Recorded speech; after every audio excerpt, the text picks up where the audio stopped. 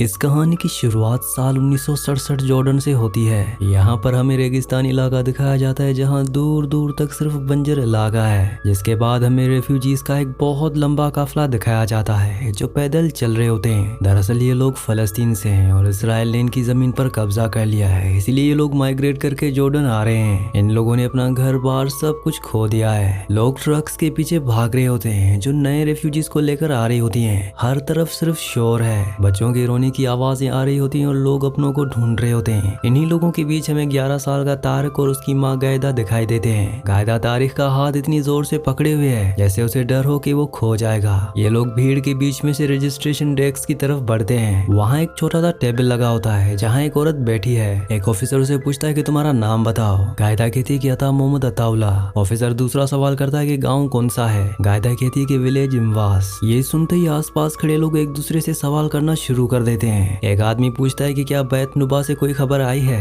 यहाँ हर कोई किसी न किसी को ढूंढ रहा है लेकिन किसी के पास कोई जवाब नहीं है। उनके चेहरों पर सिर्फ नाउमीदी है। इसके बाद हमें हरी रेफ्यूजी कैंप का मंजर दिखाया जाता है जो रेगिस्तान के बीच बना है। यहाँ दूर दूर तक सिर्फ सफेद रंग के टेंट्स लगे हुए हैं। गायदा और तारिक अपने नए टेंट के अंदर आते हैं जो अब उनका घर है। टेंट के अंदर जमीन पर सिर्फ पतले गद्दे बिछे होते हैं, उसके अलावा कुछ भी नहीं होता। गायदा वहाँ अपना सामान रखती है। यहाँ पर हमें तारिक के चेहरे पर एक अजीब सी उदासी दिखाई देती है। गायदा कोशिश करती है कि तारिक का दिल लगा है, इसलिए वो उसे एक किताब पढ़कर सुनाती है। तब वो अचानक कहता है कि मेरा टीचर बहुत बदसूरत है, उसका चेहरा बिल्कुल उल्लू जैसा है। गायदा उसे चुप कराती है लेकिन तारिक अपनी धुन में है। तारिक के दिमाग में सिर्फ उसका बाप चल रहा होता है। वो कहता है कि अगर मेरे पास टेलीस्कोप होता तो मैं देख लेता कि बाबा कहाँ है। मैं उन्हें पहले ही देख लेता इससे पहले कि वो हमें देखते। फिर मैं तैयार हो जाता, अच्छे कपड़े पहनता और हम अपना सामान पैक कर लेते। तारिक उम्मीद भरी नजरों से अपनी माँ को देखता है। वो पूछता है हम इस बेकार जगह पर नहीं रहेंगे। वो इस बात के लिए अपनी माँ से कंफर्मेशन मांगता है। गायदा हाँ में सर हिलाती है लेकिन हमें गायदा की आंखों में दिखता है कि वो झूठी तसल्ली दे रही है। वो जानती है कि हालात बहुत खराब हैं और शायद वो जल्दी वापस ना जा पाए।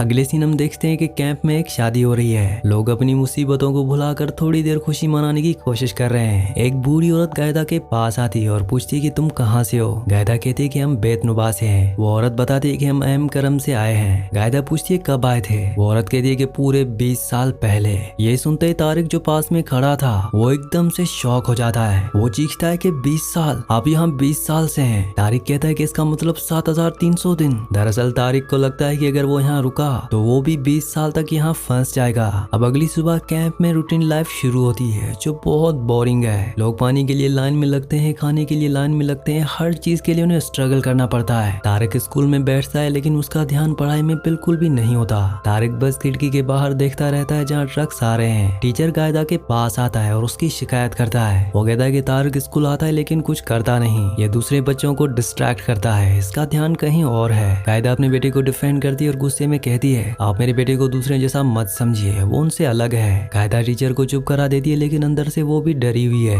घर आकर वो तारिक से बात करती है। तारिक फिर वही सवाल पूछता है हम वापस कब जाएंगे। गायदा कहती है कि हमें इंतजार करना होगा, पापा हमें ढूंढ लेंगे। तारिक जिद करता है अगर उन्हें ये जगह नहीं मिली तो हम वापस जाकर उन्हें क्यों नहीं ढूंढते। गायदा कहती है कि यहाँ रहना सेफ है, बाहर खतरा है। तारिक कहता है कि हम पैदल वापस आए थे और हम पैदल भी वापस जा सकते हैं। इस बात से गायदा को बहुत गुस्सा आता है। वो कहती है कि बस बहुत हो गया। तारिक गुस्से में टेंट से बाहर निकल जाता है और सड़क के किनारे जाकर बैठ जाता है। वहाँ वो आते जाते ट्रक्स को देखता है। वो हर ट्रक्स के ड्राइवर को गौर से देखता है कि शायद उसका बाप हो, लेकिन हर बार अनजान चेहरे दिखाई देते हैं और तारिक की उम्मीद टूट जाती है। वीडियो में आगे बढ़ने से पहले आप सबसे रिक्वेस्ट है कि आप में से बहुत सारे व्यूअर्स वीडियो तो देखते हैं लेकिन चैनल को सब्सक्राइब नहीं करते और ना ही वीडियो को लाइक करते हैं, तो आप सबसे रिक्वेस्ट है कि चैनल को सब्सक्राइब और वीडियो को लाइक लाजमी से कर दिया करें।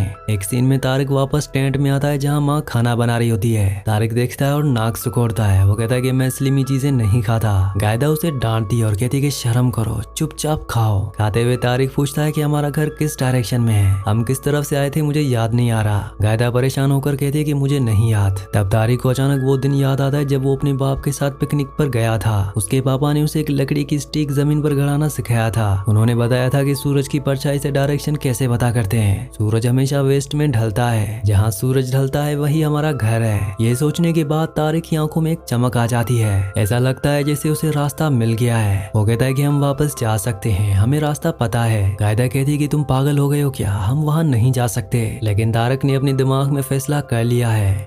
अगले दिन तारक अपना स्कूल बैग उठाता है और कैंप से निकल जाता है, लेकिन वो स्कूल की तरफ नहीं जाता बल्कि कैंप की बाउंड्री पार कर लेता है। ऊपर धूप बहुत तेज होती है। तारक अकेले ही रेगिस्तान में चलता जा रहा होता है। कुछ देर चलने के बाद मंजर बदलने लगता है। सूखी जमीन और पत्थर खत्म होते हैं और हरियाली आने लगती है। तारक एक घने जंगल में पहुंचता है जहाँ बड़े बड़े दरख्त होते हैं। वो बहुत थक चुका है, प्यासा है और भूख से निढाल है। वो जमीन पर गिर जाता है और बेहोश होने लगता है। और जब उसकी आंखें खुलती है तो वो एक अलग तरह के कैंप में होता है, लेकिन ये रेफ्यूजी कैंप जैसा बिल्कुल भी नहीं होता। यहाँ लोग जमीन पर सो रहे होते हैं। तारक देखता है कि इन लोगों के पास हैं और ये ट्रेनिंग कर रहे हैं। एक नौजवान आदमी जिसका नाम लेथ है वो तारिक के पास आता है। वो पूछता है कि तुम कहाँ से आए हो और तुम कहाँ जा रहे थे। तारिक कहता है कि मैं घर जा रहा था। लेथ हैरानी से पूछता है कि तुम कैंप से आए हो, लेकिन तारिक इसका कोई जवाब नहीं देता, बस उसे घूरता है। लेथ तारिक को अपने साथ ले जाता है। वो तारिक को बाकी लोगों से मिलवाता है। दरअसल ये सब फिदाइन है, यानी फ्रीडम फाइटर्स जो जंगल में रहते हैं। वो लोग तारक को देखकर हैरान होते हैं और पूछते हैं कि ये कौन है। लेथ बताता है कि मुझे ये जंगल में मिला, ये बहुत बीमार था। एक फाइटर कहता है कि क्या ये कोई पिकनिक स्पॉट है जो बच्चों को ले आए हो, लेकिन लेथ उनकी बात नहीं सुनता और तारिक को खाना देता है। इसमें से यहाँ भी वही सब्जी बनी होती है जो तारिक को बिल्कुल पसंद नहीं है, लेकिन भूख की वजह से वो चुपचाप खा लेता है। लेथ कहता है कि मैं कल तुम्हारे कैंप जा रहा हूँ, मैं तुम्हें वहाँ वापस छोड़ दूंगा,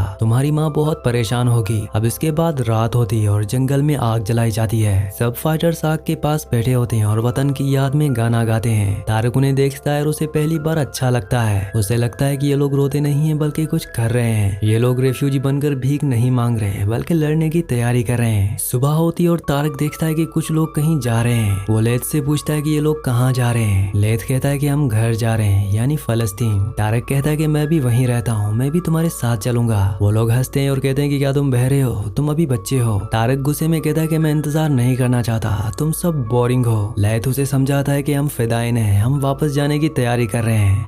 कैंप में एक नया आदमी आता है जिसका नाम वलीद है, जो रशिया से आया है। लेथ तारिक के पास बैठता है और उसे कार्ड्स खेलना सिखाता है। वो उसे 3 इन क्वींस वाली ट्रिक दिखाता है और तारिक बहुत खुश होता है। एक दूसरा फाइटर फिलोसॉफिकल बातें करता है। वो कहता है कि खुदा किसी कौम की हालत तब तक नहीं बदलता जब तक वो खुद को ना बदले। लेथ तारिक को देखता है और कहता है कि चलो तुम्हें शेव करते हैं। दरअसल वो उसके साथ मजाक करता है। तभी अचानक कैंप में शोर मच जाता है। दरअसल गायदा वहाँ पहुँच गई है। गायदा तारिक को ढूंढते हुए जंगल तक आ गई थी। वो तारिक को देखकर कहती है कि तारिक इधर आओ। तारिक अपनी माँ को देखकर बिल्कुल भी खुश नहीं होता, वो वापस नहीं जाना चाहता। गायदा लेथ से कहती है कि तुमने मेरे बेटे को किया है, तुम्हें शर्म नहीं आती एक बच्चे को यहाँ रखने में। लेथ शांति से कहता है कि हमने इसे नहीं बुलाया, ये खुद आया है। तारिक अपनी माँ को कहता है कि मैं इनके साथ हूँ, मैं वापस नहीं जाऊंगा। गायदा उसे कहती है कि हम अभी के अभी घर जा रहे हैं, लेकिन तारिक वहाँ से नहीं हिलता। वो उसके साथ चलने से मना कर देता है। अब इसके बाद रात हो जाती है और जंगल से निकलना सेफ नहीं है। लेथ गायदा को ऑफर करता है कि आज रात यहाँ रुक जाओ, सुबह चली जाना। गायदा बहुत गुस्से में होती है, लेकिन मजबूरी में उसे यहाँ पर रुकना पड़ता है। रात को वो देखती है कि ये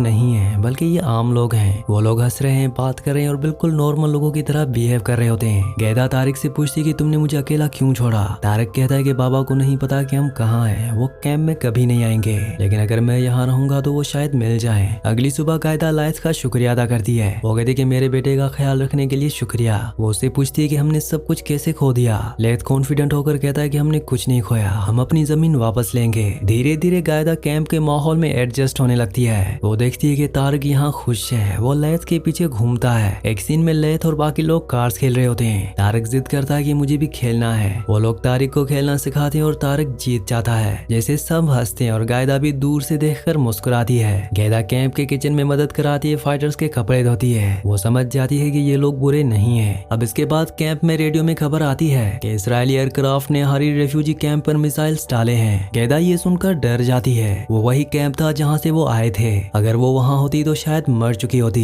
रेडियो पर बताया जाता है कि रेफ्यूजी कैंप सब रिक्रूटमेंट ग्राउंड बन गए हैं। अब गैदा के पास वापस जाने का कोई रास्ता नहीं बचा है। एक दिन अबू अकरम, जो कि इन सब का लीडर है, वो सबको लेक्चर दे रहा होता है। तारिक पूछता है कि मुझे कब मिलेगा, सबके पास आ रहे हैं। अबू अकरम कहता है कि सब्र करो, पहले फोकस और एंड्योरेंस सीखो। वो कहता है कि हम तुम्हें तैयार कर रहे हैं ताकि तुम हमारे बाद झंडा उठा सको। अब ट्रेनिंग शुरू होती है। फाइटर्स दौड़ लगाते हैं और पुशअप्स करते हैं। तारक भी उनके साथ दौड़ता है और एक्सरसाइज करता है। लैथ उसे इनकरेज करता है। गायदा लैथ से पूछती है तुमने शादी क्यों नहीं की। लैथ कहता है कि मुझे जल्दी नहीं है। गायदा कहती है कि मैंने जल्दी शादी कर ली थी। काश मैं और छोटी होती तो मुझे अपने हस्बैंड के साथ ज्यादा वक्त मिलता। कुछ दिन बाद कैंप में हलचल बढ़ जाती है। खबर मिलती है कि उन्हें अपनी लोकेशन बदलनी पड़ेगी। स्ट्रेटेजिक रीजंस की वजह से उन्हें मिशन पर जाना है। माहौल में टेंशन आ जाती है। सब लोग अपना सामान पैक कर रहे होते हैं। अबू अकरम स्पीच देता है कि तुमने मेहनत की, अब वक्त आ गया है। अल नबुल्सी रास्ता जानता है, वो आज रात लीड करेगा। गायदा पूछती है कि तुम कहाँ जा रहे हो। लैथ कहता है कि हम जा रहे हैं। तारक जिद करता है कि मैं उनके साथ जाऊंगा। गायदा उसे पकड़ लेती है और गुस्से में कहती है कि तुम कहीं नहीं जा रहे, तुम मेरे बेटे हो और मेरे कमांड में हो। तारक गुस्से में आ जाता है और चिल्लाता है कि झूठ, तुम सब झूठे हो। वो अपनी माँ से कहता है कि तुमने बाबा को उदास किया था, तुम हमेशा उन्हें परेशान करती थी, इसीलिए वो चले गए। अब वो खो गए हैं और तुमने उन्हें खो दिया। ये अल्फाज गायदा के दिल पर तीर की तरह लगते हैं।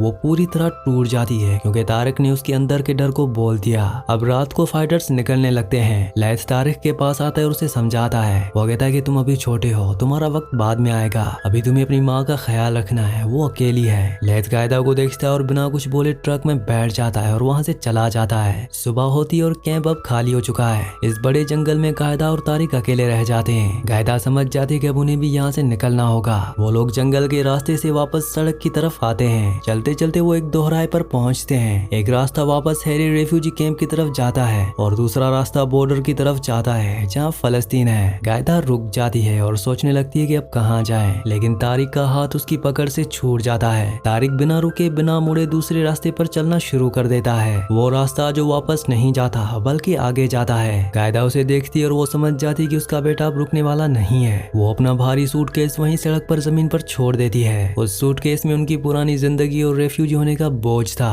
गायदा भी तारिक के पीछे पीछे उस नए रास्ते पर चलने लगती है। ये दोनों माँ और बेटा अकेले ही सड़क पर चल रहे होते हैं। ये लोग हॉरिजॉन की तरफ बढ़ते जाते हैं। इसके बाद हमें नहीं पता कि आगे उनके साथ क्या होगा, लेकिन फिल्म का मैसेज साफ है कि उन्होंने इंतजार करना छोड़ दिया है। उन्होंने रेफ्यूजी बनकर रहने से इनकार कर दिया है। वो अपनी मंजिल की तरफ खुद बढ़ रहे हैं। ये फिल्म हमें बताती है कि उम्मीद कभी नहीं मरती। चाहे हालात कितने भी खराब हो, इंसान को नाउम्मीद कभी भी नहीं होना चाहिए। और इस कहानी में हमने ये भी सीखा कि एक रेफ्यूजी कैंप में रहना कितना मुश्किल होता है। वहाँ की जिंदगी से बदतर जिंदगी कोई हो ही नहीं सकती। और आज ऐसे कई हजारों लाखों लोग हैं जो अपने घरों से बेघर हैं, जिन लोगों का जंग से दूर दूर तक कोई लेना देना नहीं है। इसी सीन के साथ इस मूवी का, इस कहानी का एंड हो जाता है। अगली कहानी आप किस मूवी पर सुनना चाहते हैं मुझे नीचे कमेंट्स में जरूर बताना। और अगर आपने हमारे चैनल को सब्सक्राइब और वीडियो को लाइक नहीं किया तो जल्दी से वीडियो को लाइक और चैनल को सब्सक्राइब कर दीजिए।